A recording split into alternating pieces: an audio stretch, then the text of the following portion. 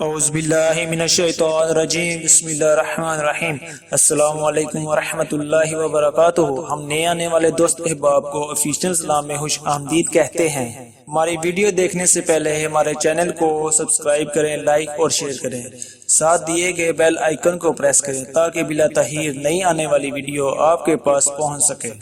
حضرت ابو بکر صدیق رضی اللہ عنہ نے نصیحت کی کہ جب میں اس دنیا سے رخصت ہوں تو مجھے نبی کریم صلی اللہ علیہ وآلہ وسلم کے حجرہ کے سامنے رکھنا، اور جب اجازت مل جائے تو مجھے ان کے قدموں میں دفن کر دینا، اگر اجازت نہ ملے تو مجھے جنت البقیع میں دفن کر دینا۔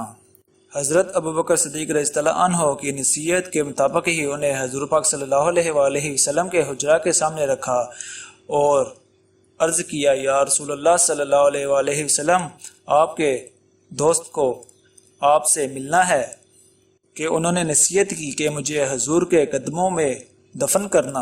حضرت علی سے روایت ہے، حضرت صدیق اکبر کی وصیت تھی کہ حضور کے پاس لے جانا اور اجازت مانگنا، اگر اجازت مل جائے تو حضور کے قدموں میں دفن کر دینا، اور اگر اجازت نہ ملے تو جنت البقیع میں مجھے دفن کر دینا۔ حضرت علی سے روایت ہے اور کہتے ہیں کہ ایسا ہی ہوا، ہم نے جنازہ اٹھایا اور نماز جنازہ ادا کی اور حضور پاک صلی اللہ علیہ وآلہ وسلم کے حجرہ کے سامنے رکھا اور سارے ہاتھ باندھ کر عرض کرنے لگے کہ یا رسول اللہ صلی اللہ علیہ وآلہ وسلم، اے اللہ کے حبیب، یہ ابو بکر ہیں، آپ سے اجازت طلب کرتے ہیں، آپ کی قربت میں دفن ہونے کا شوق ہے، ہمیں کیا حکم ہے؟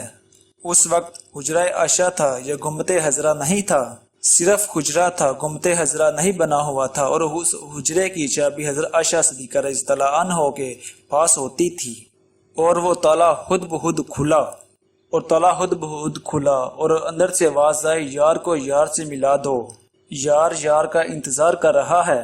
قبر انور سے آواز آئی حضور پاک صلی اللہ علیہ وآلہ وسلم سے، کہ روزے سے آواز آئی کہ یار کو یار سے ملا دو۔ ہمارا عقیدہ ہے کہ حضور پاک صلی اللہ علیہ وآلہ وسلم اپنی قبر انور میں زندہ ہیں۔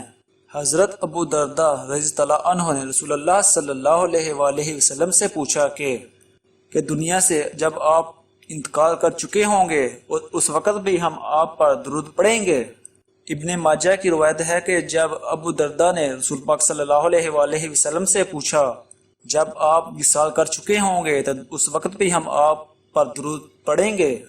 آپ صلی اللہ علیہ وآلہ وسلم نے ارشاد فرمایا کہ ہاں، بعد میں بھی میرے پر درود جاری رکھنا۔ اللہ نے مٹی پر حرام کر دیا ہے کہ نبیوں کے جسم کو کھائے۔ نبی قبروں میں زندہ ہوتے ہیں اور ان کو رزق دیا جاتا ہے۔ رسول اللہ صلی اللہ علیہ وآلہ وسلم نے فرمایا کہ میں تمام مخلوق کا رسول بنا کر بھیجا گیا ہوں، صرف انسانوں کا نہیں، تمام مخلوق کا رسول بنا کر بھیجا گیا ہوں۔ حضور مٹی کے بھی رسول ہیں، کیا مٹی اپنے رسول کو کھا جائے گی؟ اور یہ کیسے ہو سکتا ہے کہ مٹی اپنے رسول کو کھا جائے گی؟ مٹی کے اوپر حرام ہے۔ اللہ تبارک تعالیٰ نے مٹی پر حرام کر دیا ہے کہ وہ نبیوں کے جسم کو کھائے۔ نبی اپنی قبروں میں زندہ ہوتے ہیں اور ان کو رزق دیا جاتا ہے۔